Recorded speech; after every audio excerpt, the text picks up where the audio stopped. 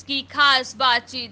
विधायक कुणाल चौधरी ने उपचुनाव को लेकर की दस्तक न्यूज से बातचीत। कहा, ये बिना पांव की सरकार है या सरकार ज्यादा दिन चलने वाली नहीं है और जिन विधायकों ने इस्तीफा दिया है वह खरीद फरोख्त के लालच में इस्तीफा देकर फंस गए हैं।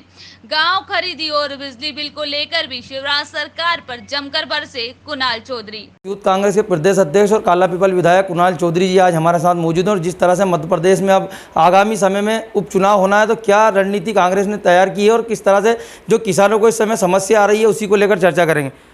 देखिए, अभी मूल भाव से हमारा मुद्दा है कि कैसे हम इस कोविड की महामारी में जनता को राहत दे पाए, कैसे किसान जो अपनी फसल नहीं बेच पा रहा उनके समस्या को दूर कर पाए।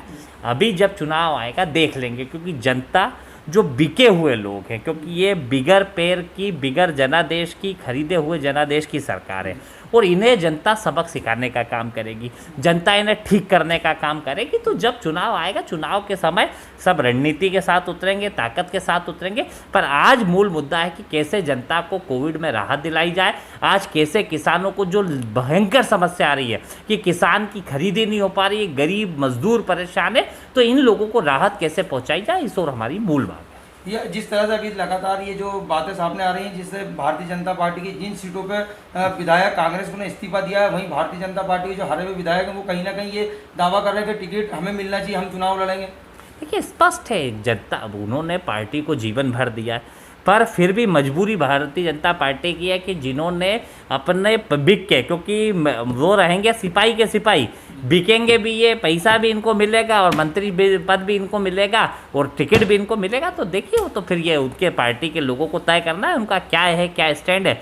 स्पष्ट रूप से हम तो जनता के बीच में जब जाएंगे, हमने जो 100 रुपये 100 यूनिट बिजली का दिया था, जो किसानों की हमने खरीदी कराई थी, जो गरीब को पेंशन बढ़ाई थी, जो मजदूरों के अधिकारों की बात करी, तो हमने हर वर्ग के लिए जो बात करी थी उसको लेके हम इस समय बिजली के बिल काफ़ी बढ़ जा रहा है समस्याओं से। जिस समय लॉकडाउन की स्थिति में लोग मजबूर है, बेसहारा है, जो कमाई के संसाधन बने, लेकिन फिर भी बिजली के बिल बढ़ जा रहे हैं। देखिए, ये जब से भारतीय जनता पार्टी की सरकार बनी, इसको लूट सके तो लूट योजना। अभी जब समय है कि 3-3 महीने के बिजली के बिल राजस्थान में माफ़ करें, पानी के माफ़ करें, पर हमारे यहाँ की सरकार लगातार बिल लेने का काम कर रही है और 10-10 गुना। जो कमलनाथ जी ने एक बड़ी अच्छी व्यवस्था चलाई थी, इंदिरा गृह ज्योति योजना, जिसमें 100 यूनिट तक 100 रुपये बिल आता था, हर वर्ग के लोगों का उसमें ध्यान था, कोई जाति धर्म संप्रदाय नहीं, जितनी बिजली उतने दाम के ऊपर हमारी व्यवस्था थी।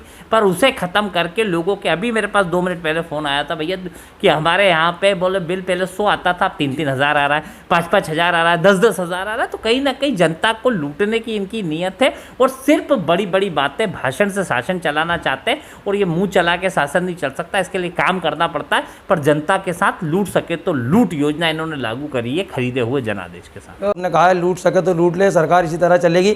कैमरा पर्सन सिंधु सोलंकी के साथ सलमान अली, दस्तक न्यूज, भोपाल।